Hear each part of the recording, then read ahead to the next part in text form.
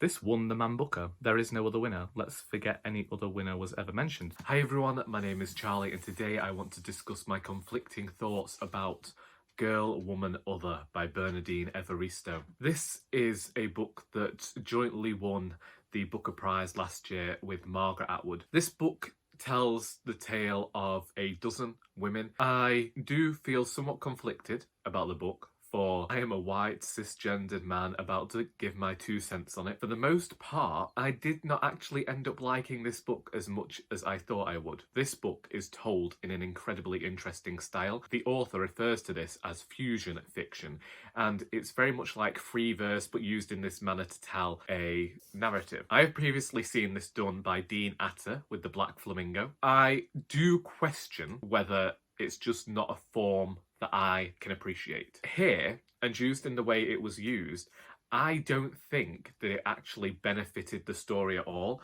I think that over the 450 pages we have of this book, all it does is give us this very editorial style of story, in that it's picking out the best parts of a person's life and it ends up making each chapter feel like it's an obituary page in a newspaper after a major celebrity has died. Sometimes, the way this was written, I ended up feeling as excited at the prose as I am when I'm reading an Ali Smith novel, in that it felt inventive and it felt like the author was playing with prose in a way I hadn't seen it done previously. But when I took away some of the prose that sometimes I don't feel worked, I'd think about the stories that were being told, and they were very samey. At times it felt as though the author was picking up tons of topics and throwing them at the reader and not really examining them at any length, just saying, these are the issues we're facing today, but not really going any further than that surface level of saying, they're here, and I want you to know about them, but I'm not going to address them in any fashion. Maybe that's okay for other readers who want this introduction and want to celebrate the fact that that's being mentioned in fiction. But for me, I wanted more from the themes that were being explored.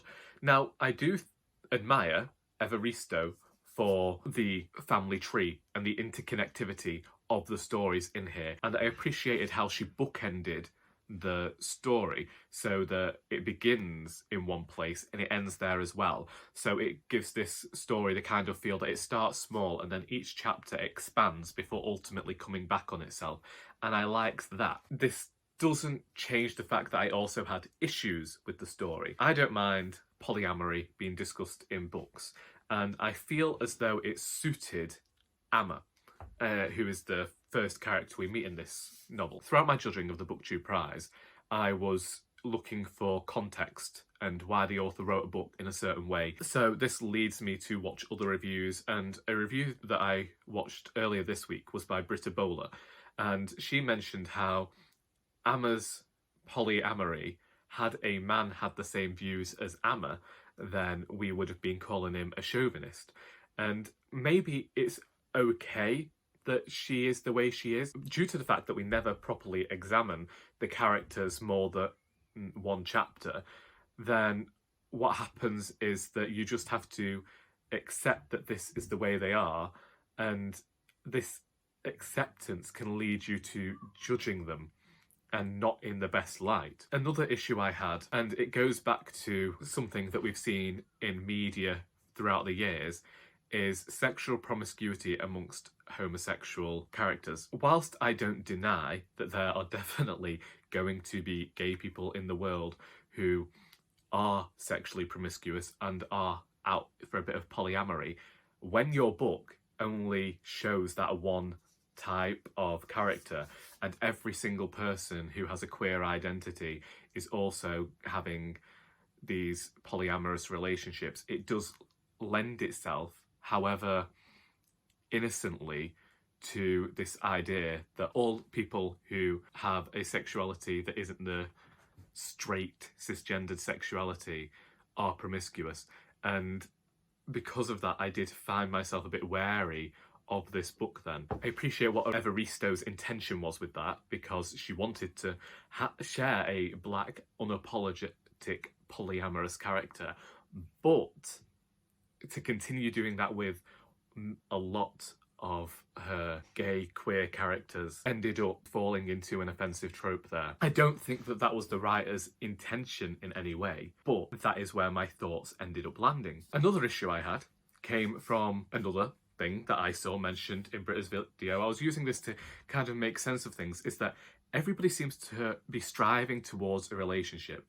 And considering the fact that we're always talking about in fiction, trying to have women have aspirations other than finding a partner, it did seem a bit of a step back to have all of these characters' lives being complete when they found their person. That left me feeling a bit like I just read 12 alternative versions of a Mills and Boon story. No matter the character or the way it's written, that's what I was left with. Then we have the character of Carol. Carol's story was very much issue-based. It was great to see a black woman rise from some adversity in her youth to becoming a bank manager. Yet she still had this thing of, but she found her man in the end. And also that her entire chapter read like an episode of Waterloo Road or one of these teen school dramas.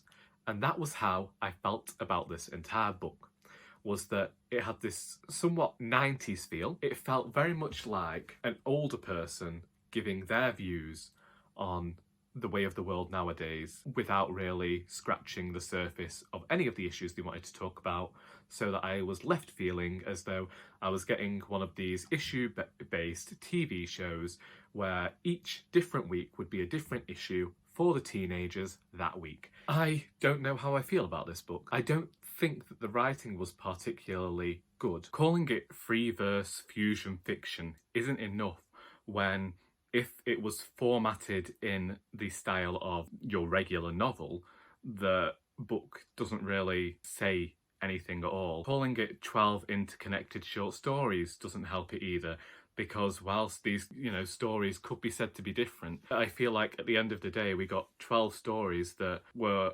always going to end up in the same place, and none of the characters really got any sort of resolution to their stories. It has something of the strong start, but I'd say after about the page 200 mark, the story got incredibly samey. I think I definitely read something from the writer again, but I do believe that this book was a failure, which is a shame, because I'd really thought that I was going to enjoy this book. And I thought that this would be a new favourite that I was lauding above all others and telling people to go out and read. But it definitely wasn't a book for me. I'm conflicted because I know that the book wasn't written for me. I was not this book's intended audience, and I am aware that there are so many people who call this book one of the greats, and I can appreciate that, and I'm happy for them.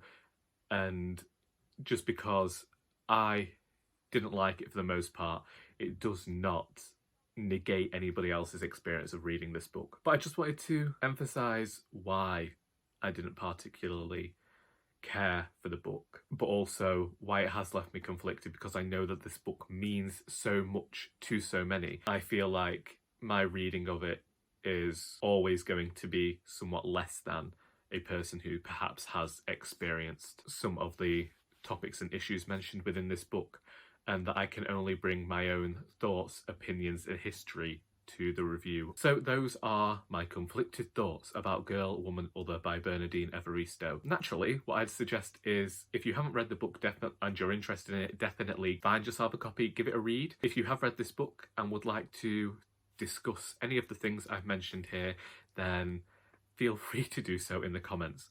I hope that you got something out of this video, and until next time, that is all.